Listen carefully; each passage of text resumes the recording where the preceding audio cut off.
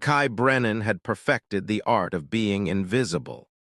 On his first day at Crossroads Academy, he slipped through the ornate iron gates at exactly 7:58 a.m., late enough that most students were already inside, early enough to avoid the tardy sweep. He'd studied the school map obsessively the night before, memorizing every hallway, every exit, every corner where someone could disappear if they needed to. The building itself was impressive in that old money, vaguely intimidating way. Gothic architecture mixed with modern glass additions, as if the school couldn't decide whether it wanted to be Hogwarts or a tech startup. Kai kept his head down, dark hair falling across his eyes, and navigated to his homeroom without making eye contact with anyone. Room 304. Advanced placement everything according to his schedule. Of course, his grandmother had insisted on the most rigorous track possible. The Brennans don't settle for mediocrity, Kai. Even if you insist on running away from your responsibilities. He wasn't running away, he was strategically relocating. The classroom was already half full when Kai entered. He made a beeline for the back corner, the universal territory of students who wanted to be left alone. He'd barely settled into his seat when a ripple of whispers moved through the room. "Is that the new transfer? Middle of spring semester. That's weird." Kai pulled out a notebook and stared at it intently, his universal signal for "please don't talk to me." It usually worked. People looked at his 6-foot frame, the scar bisecting his left eyebrow, the way he held himself like a coiled spring, and decided he wasn't worth the trouble. The bell rang. Students scrambled to their seats. The door opened and their teacher walked in. A middle-aged man with coffee stains on his tie and the exhausted expression of someone who'd given up on changing the world and settled for surviving until retirement. "Morning, everyone. I'm Mr. Patterson. Let's take attendance," and the classroom door opened again. The temperature in the room seemed to drop 5 degrees. 3 students entered, moving with the kind of synchronized purpose that made it clear this wasn't random. They wore the same uniform as everyone else: white shirts, navy blazers, plaid skirts, or slacks. But somehow they made it look like battle armor. The first was a tall girl with silver-white hair pulled into a severe ponytail. Her eyes were an unsettling pale blue, and she moved with predatory grace. The second was shorter, darker, with close-cropped black hair and the build of someone who could probably bench-press the desks. The third was willowy and red-haired, with an expression of amused detachment that suggested she found the entire world vaguely entertaining. Mr. Patterson's expression shifted from exhausted to anxious. "Ms. Kestrel, Ms. Okonkwo, Ms. Chen, to what do we owe the pleasure?" The white-haired girl, Kestrel, smiled. It didn't reach her eyes. "Routine inspection, Mr. Patterson. New transfer student, new security protocols. I'm sure you understand." Of course, of course." Mr. Patterson stepped aside quickly like someone avoiding a predator. Kai's instinct screamed at him to stay perfectly still. Every sense he'd honed over 17 years of navigating dangerous situations told him that these 3 were trouble. Not high school drama trouble, real trouble. Kestrel's pale eyes scanned the classroom methodically, moving from face to face. When her gaze landed on Kai, it stopped. For 3 heartbeats, they stared at each other. Then Kestrel smiled, a real smile this time, sharp as broken glass. "Found him?" The 3 girls approached Kai's desk with unsettling synchronization. The other students watched with a mixture of curiosity and relief that the attention wasn't on them. Kestrel stopped directly in front of his desk, her hands clasped behind her back in a military stance. Kai Brennan, she said, not a question, a statement. Transfer student from Montgomery Preparatory, age 17. Arrived in town 4 days ago. Currently residing at 2847 Oak Street with your grandmother, Patricia Brennan. Kai kept his expression neutral, but his mind was racing. How did she know all that? More importantly, why did she care? That's some thorough homework, he said, his voice flat. Should I be flattered or concerned? The dark-haired girl, Okonkwo, cracked her knuckles. Depends on what you're hiding. Everyone's hiding something, the red-haired one, Chen added cheerfully. The question is whether it's interesting or just sad. Kestrel held up a hand, silencing her companions. Her eyes never left Kai's face. Standard protocol. All new students at Crossroads Academy undergo a preliminary assessment. Headmistress Vex's orders. The name sent a chill through the classroom. Even Mr. Patterson seemed to shrink slightly. Headmistress Lyra Vex was a legend at Crossroads Academy, though legend might be too kind a word. Myth was more accurate. Terror was most accurate. Kai had done his research before enrolling, or rather, before his grandmother had enrolled him against his wishes, and every source agreed on two things. Headmistress Vex ran the school with absolute authority, and no one crossed her twice. The rumors about her were wild. Some students claimed she could read minds. Others said she had eyes everywhere, literally, through a network of surveillance that would make intelligence agencies jealous.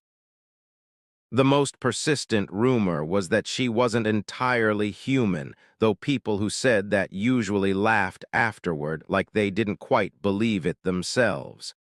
Kai had dismissed most of it as typical boarding school mythology. Now, looking at Kestrel's unblinking stare, he wasn't so sure. An assessment, Kai repeated. That's a fancy word for interrogation. That's a defensive response for someone with nothing to hide, Kestrel countered. She pulled out a sleek tablet from her blazer. Let's start simple. Why did you transfer mid-semester? Family reasons. Elaborate. No. Okonkwo leaned forward threateningly, but Kestrel waved her back. Family conflict is normal at your age. What's not normal is transferring to a school 3 states away from your previous residence with zero digital footprint, no social media, no online presence whatsoever, almost like you're trying to disappear. Kai's jaw tightened. These weren't standard questions. This was profiling. Maybe I just value privacy. Or maybe you're running from something, Chen suggested, her tone still light but her eyes sharp. Bad breakup, criminal record, witness protection, none of the above. Then you won't mind if we verify that. Kestrel tapped something on her tablet. Standard background check should take about 48 hours. In the meantime, you're under observation. Observation, Kai felt anger replacing caution. You can't just... Crossroads Academy has very specific admission policies, Kestrel interrupted. Policies you agreed to when you enrolled, which means Headmistress Vex has full authority to ensure the safety and security of all students, including investigating anyone who might pose a risk. I'm not a risk to anyone. Then you have nothing to worry about. Kestrel's smile was back, cold and sharp. Consider this a welcome to campus. We'll be watching. The 3 girls turned in perfect unison and walked out of the classroom, leaving a wake of confused whispers behind them. Mr. Patterson cleared his throat nervously. Right, well, let's get started with attendance, shall we? Kai barely heard him. His mind was racing through contingencies, escape routes, worst-case scenarios. He'd been so careful. He'd covered his tracks, used cash for everything, avoided cameras. How had they found out so much so quickly, unless they hadn't found out anything? Unless this was a fishing expedition. The thought calmed him slightly. If they actually knew something damaging, they wouldn't waste time with veiled threats. They'd act. Still, being under observation was bad, very bad. After class, Kai was intercepted in the hallway by a petite girl with round glasses and an armful of books that seemed to defy physics by not toppling over. "Hi, you're the new student, right? Kai, I'm Priya Sharma. I sit 3 rows ahead of you in Patterson's class." Not that you were probably paying attention because, wow, that was intense with Kestrel's team and everything. Kestrel's team? Kai interrupted, latching onto the phrase. Priya's eyes widened. "Oh, yeah, you really are new. Okay, crash course in Crossroads Academy social structure." She gestured for him to follow her to a less crowded section of the hallway. "The school is technically run by Headmistress Vex, but practically run by her special committee. That's what everyone calls them. Kestrel, Okonkwo, and Chen are the senior members. What makes them so special? Nobody knows exactly. They have access to everything: records, security footage, even teacher evaluations. They report directly to Vex. Some people think they're like student government on steroids. Others think they're more like—" She lowered her voice. "Secret police." Kai's stomach tightened. "And everyone just accepts that?" "Well, yeah, because Crossroads isn't a normal school." Priya adjusted her glasses. "Most students here are legacy admissions, rich families with connections, but about 20% are scholarship students, kids with special talents or circumstances. The committee supposedly maintains balance between the groups, makes sure nobody abuses their privilege. In practice, it means they know everyone's secrets." "That's insane." "That's Crossroads," Priya shrugged. "But here's the thing, they don't usually do public assessments like that. The fact that they came to your classroom on your first day, that's unprecedented. You must have triggered some kind of alert." Kai forced himself to stay calm. "Any idea what kind of alert?" "No clue, but if I were you, I'd find out fast. The committee doesn't forget, and Headmistress Vex." Priya trailed off, her expression troubled. "Let's just say you don't want her personal attention." Before Kai could respond, the hallway lights flickered. It was brief, barely a second, but every student in the corridor went silent. They looked up at the lights, then at each other, with expressions of confused recognition. "What was that?" Kai asked. Priya's face had gone pale. "The headmistress wants to see you. Like now, when the lights flicker, it means someone's been summoned to her office." "How do people know it's for me specifically?" "You'll know." Priya backed away slowly, clutching her books tighter. "Good luck, seriously." Kai's phone buzzed, a text from an unknown number. "Third floor, West Wing, room 333. Don't keep her waiting." The walk to the third floor felt like marching to an execution. Students parted for Kai in the hallways, watching him with expressions ranging from pity to morbid curiosity. Word traveled fast, apparently. Room 333 was at the end of a corridor lined with portraits of former headmasters. All men, all stern, all vaguely disapproving. The door was heavy oak with brass fixtures that looked antique. Kai knocked twice. "Enter." The voice was smooth, cultured, and carried an accent Kai couldn't quite place. British, maybe, or something older. He pushed open the door and stepped into an office that shouldn't have been possible. The room was enormous, far larger than the building's dimensions should have allowed. Floor-to-ceiling bookshelves lined every wall, filled with volumes that looked ancient and fragile. A massive desk dominated the center. carved from dark wood and covered in neat stacks of papers, several monitors, and what appeared to be an antique brass compass. Behind the desk sat Headmistress Lyra Vex. She was not what Kai expected. For one thing, she looked young, maybe early 30s, though something in her eyes suggested that was a lie. She had sharp features, high cheekbones, and hair so black it seemed to absorb light. She wore a perfectly tailored suit in deep burgundy, and when she looked up at Kai, her eyes were the color of polished gold. Literally gold, not brown, not amber, gold. "Mr. Brennan," her lips curved in a smile that showed very white, very sharp teeth. "Please sit." Kai remained standing. "I'd rather not. That wasn't a request." The door behind him swung shut on its own. The lock clicked. Kai sat. Vex studied him for a long moment, her golden eyes unblinking. Then, without breaking eye contact, she reached up and touched her right ear. The air around her shimmered. When it cleared, Headmistress Vex looked different. Her hair was still black, her features still sharp, but now she had cat ears, actual functional cat ears covered in sleek black fur. A tail curled around her chair, the tip twitching slowly. Kai's mind went blank.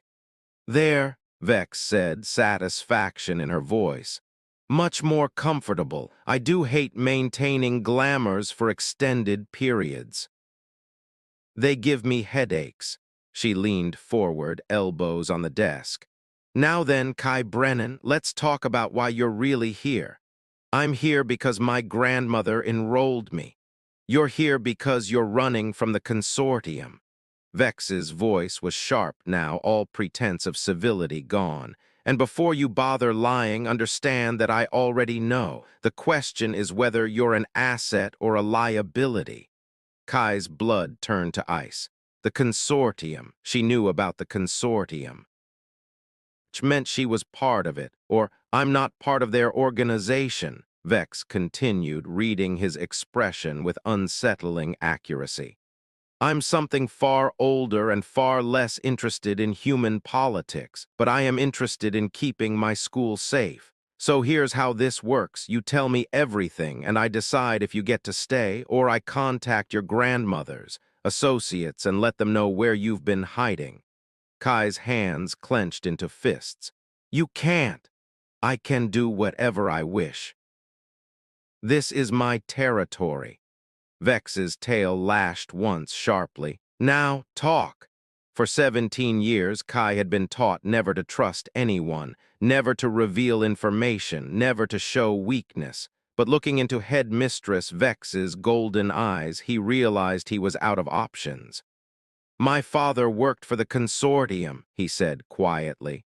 "High-level researcher. He discovered something he wasn't supposed to discover, something about genetic experiments. When he tried to expose them, they killed him." Vex's expression didn't change.